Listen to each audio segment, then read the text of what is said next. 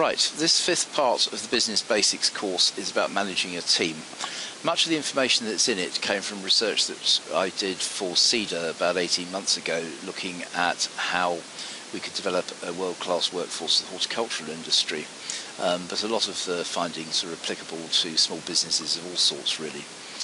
I mean, in my experience of running businesses over probably 30 years now, my main insight in managing your team is quite straightforward. If you treat people who buy from you, sell to you, or work for you as grown-ups, it's amazing the difference that this makes, because most people don't do that. They treat them as competitors or people to be, or as adversaries. If you just work collaboratively, you can get amazing results out of quite ordinary people. So I think the thing you have to remember is that they see the world the way they think, not the way that you see it. My experience is that leadership and marketing are two sides of the same coin. Fundamentally, you're trying to motivate people to either work for you or to buy from you. And people are motivated if you're clear about your goals and you treat them fairly and talk to them in their own language.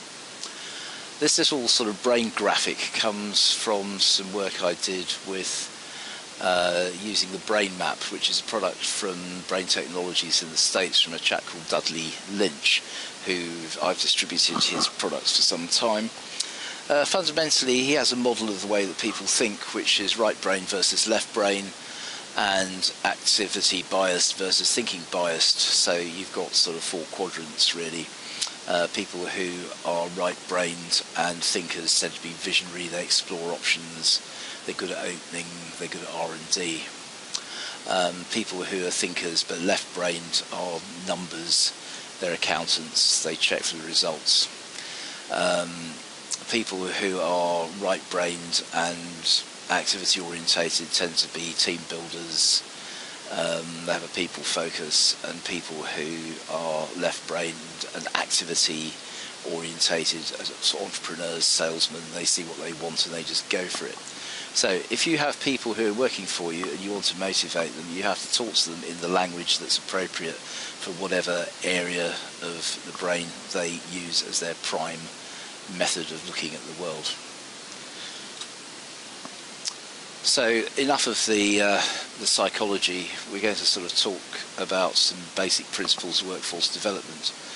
These are the headlines that we came out of the study I did, which I went around and talked to about 30 growers who are all running small businesses employing between 10 and 50 people probably at the most.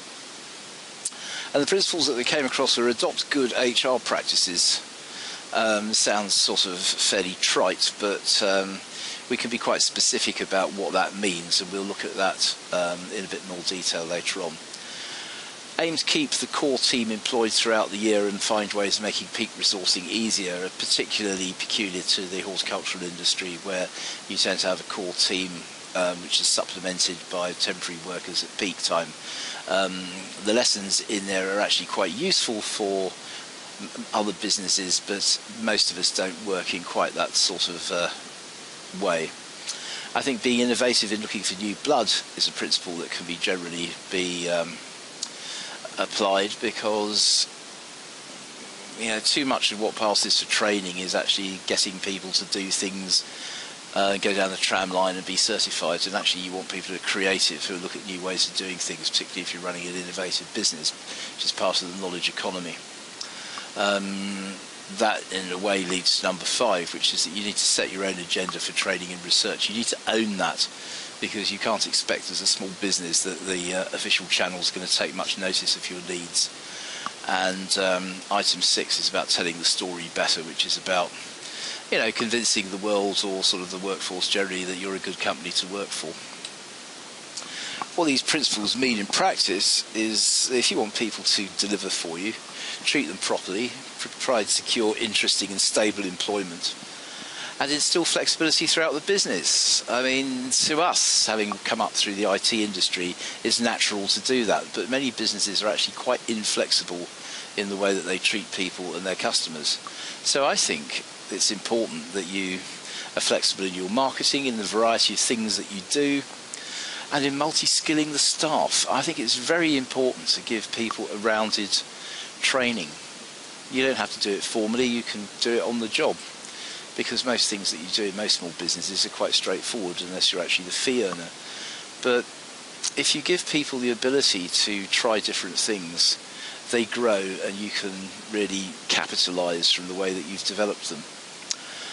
And this next one is basically the principles of investors in people. Investors in people often seems a bit top heavy, and it can be quite expensive, but the principles involved behind it are very straightforward. You just build your training needs into your business plan and implement it vigorously.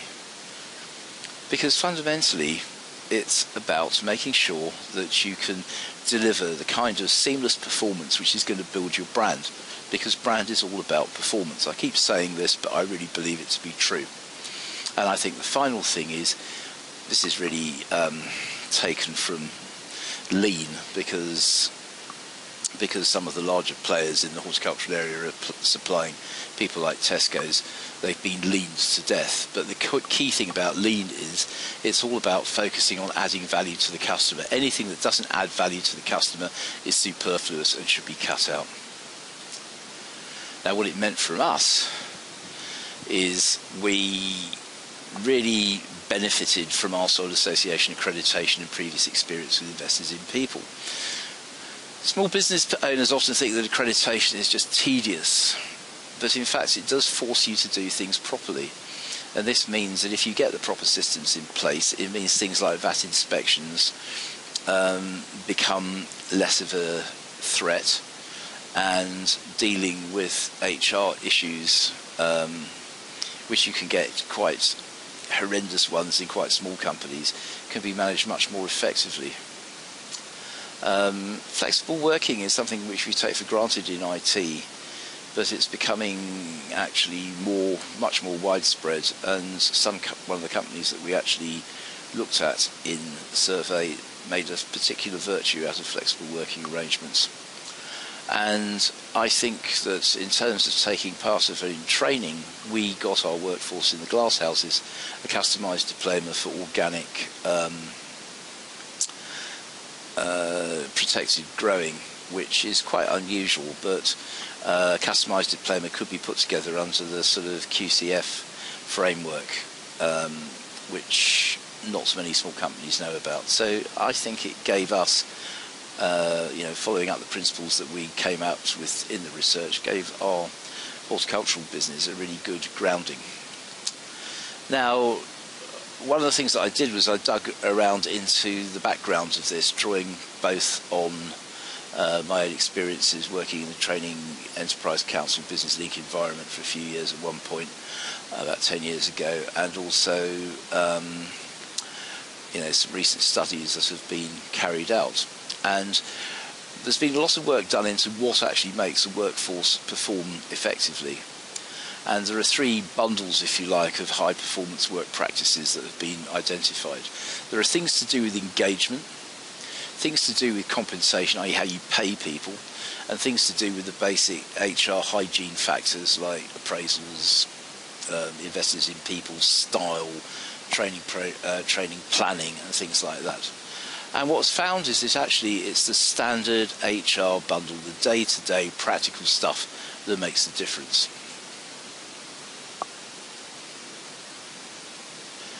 Okay, so these are the practices that are to do with high involvement. We're getting the staff really engaged in the business. The ones that are in red are the kind of things that people tend to do in the UK in standard type businesses. So we don't do sort of quality circles and KZ terribly much, and people don't provide staff associations in small businesses. And but things like self-managed work teams, cross-functional teams, and providing everybody with information about how the business is doing and the targets generally has a pretty highly motivating effect, and it's worth taking the trouble to do that. In terms of reward and commitment, people generally think that this has a sort of major effect on how people perform, but it really doesn't, as long as the rate for the job is adequate. There are various schemes for setting up all this performance pay and profit sharing and share options, but in practice they're more work than the benefit that you get from it in a strictly business sense in terms of commitment. You may think it's an important and a moral and a correct thing to do, but the things that people do in practice, which I think the staff tend to respect or respond to more, is things like a job rotation, flexible and family-friendly working, and flexible job descriptions. However, the ones that really make a difference are these sort of basic bread and butter systematic HR systems: annual appraisals, formal feedback, annual training needs review, training people to perform multiple jobs by work shadowing. I think that's very important for motivation. Doing some kind of QA or other certification is good because it forces people to think in a systematic way about what they're doing. And the last one, a structured induction training of actually really making sure that people understand what's expected for them, is crucial. One of the people that I talked to on the research project was a guy who ran the farm at Leckford for Waitrose, and he told me that he managed to get the churn rate down from something like 70% of staff down to about 5 to 10% just by doing a really good, proper, structured induction. So those are the things that really make a difference, and they're not hard to do. You should be doing that. You should be just sort of feeding back in a structured way, and that's what motivates the staff more than the induction or the engagement or the compensation programs, although the things that we highlighted are valuable things to do in their own right. Okay, following up from this, one of the papers I came across was a study by McKinsey, who looked at what it was that made American companies so effectively more efficient than their European counterparts. Much of this proved to be illusory when you got down to it, but they did come out with some important findings. That is that competitive industries, as you might expect, are more efficient, and companies that come in later tend to be more efficient. Operating in a lean way, which is sort of focusing on on doing things that add value to the customer, is important. And rewards are important, and effective targets are important. But the most important thing is to be able to get rid of people that don't perform, which is a bit more hard-nosed than the kind of things that we usually get out in Europe. One thing that they did come up with, which I thought was very, very interesting, and they quantified it quite effectively, and it's actually in my book, Growing Jobs. It's documented there, is that better systems are more important than capital or more people in boosting production. If you put good, effective systems in, you get a much greater benefit than throwing money or people at it. So, one of the things that we really need to do if we want to be successful in business is to focus on getting good systems in place. So how do we get high performance? We only change really in business if we're forced to do it, or we see other people doing something, we think we'll have some of that by imitation, and we adjust our visions to doing what's practical. The trouble is, in the UK, we don't get much of the uptake of these things that we've just been talking about in small private companies. It tends to be confined to the public sector, larger employers, and the engineering industry, presumably driven by having to become lean in the way that they operate. But in order to get high performance, we need to have the staff motivated, we need to give them the freedom to use what they know, and we need a strong HR framework to bolster it to operate within. In practice, we would recommend that you sort of link your selection and promotion of people to some kind of valid model of what competence means within your business.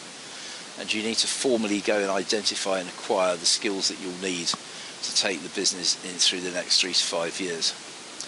You want to organise your compensation formally in order to attract, retain and motivate people who perform well, and find opportunities to free up the others. And you want to focus on the ability that the staff have, the motivation that you can give to them, and their opportunity to make use of it. I think just to finish up with, there's a few key points which are relevant to small businesses. When the business gets to a certain stage, you really do need to think about getting professional management to supplement the family. Businesses that favour the family at the expense of professionals perform the worst of all categories that we looked at. I think we really do have a problem with graduates at senior level compared to other economies in the UK, and we need to find creative ways of letting people go. And I'm just going to reiterate this last point, that effective targets are important, but better systems are more important than more money or more people to deliver the productivity that you'll need to meet the demands of your customers as you grow. So that's it. If you want to have a chat about how we might help you, give us a ring. 15 minutes you can have for free, or you can email me. If you want a full review of the Horticultural Workforce Project and all the sort of backup information with it, visit the Growing Jobs site. It's got all the sort of case studies in it, video case studies, PDFs of what the companies that we looked at actually did, and you can buy that in a book with the evidence base which we've just been reviewing. So, thanks very much.